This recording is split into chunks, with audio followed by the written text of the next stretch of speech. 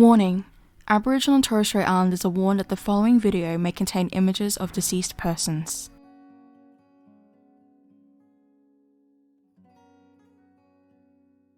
"50 years ago, Miriam man and activist Eddie Koiki Mabo was disappointed with the education Aboriginal and Torres Strait Islander children were receiving in the Queensland education system. The desire for Aboriginal and Torres Strait Islander children to learn traditional language and cultural practices sparked the concept of the Black Community School. Hearing Mr. Mabo's concept and passion, teachers and families volunteered to work on half pay to assist in establishing the school. Subsequently, the Black Community School was founded by Mr. Eddie and Mrs. Bonita Mabo in 1973, located in inner-city Townsville in an old Catholic school building. The school started with 10 students enrolled, and at its peak in the late 1970s, it reached 45 students.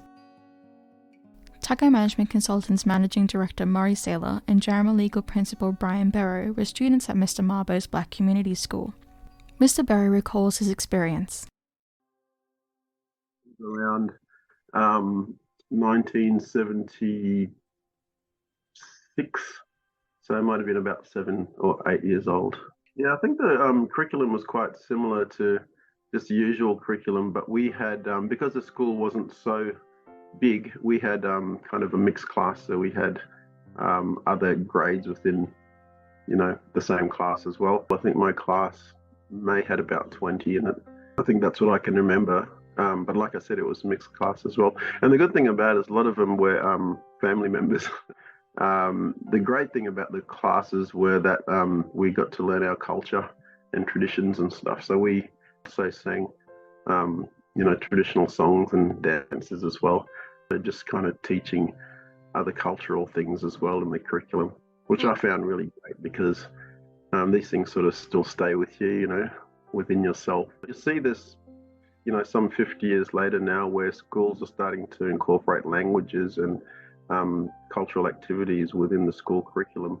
And Uncle Koiki had that vision way back then to do that because he and we all know the importance of our culture because, that's largely been taken away, particularly on the mainland where people were taken to missions and things, and they were disconnected from their language, culture, etc. And so this was a really important part of the school in that keeping that culture embedded within yourselves, each student, and ensure that stays with them going through their life, which is what's occurred with me as well.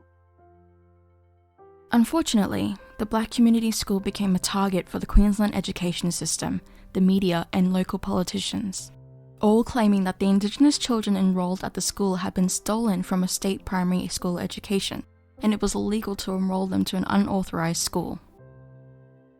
With the constant struggle of funding and being unable to find a permanent location, the Black Community School had to close after 12 years, closing in 1985.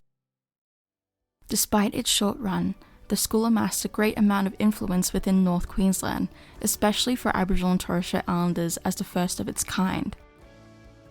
As 2023 marks the 50th anniversary of the Black Community School, it has left an influential mark on First Nation Queensland's history and shone a spotlight on the importance of teaching Aboriginal and Torres Strait Islander children about their cultural practices against the backdrop of Western education.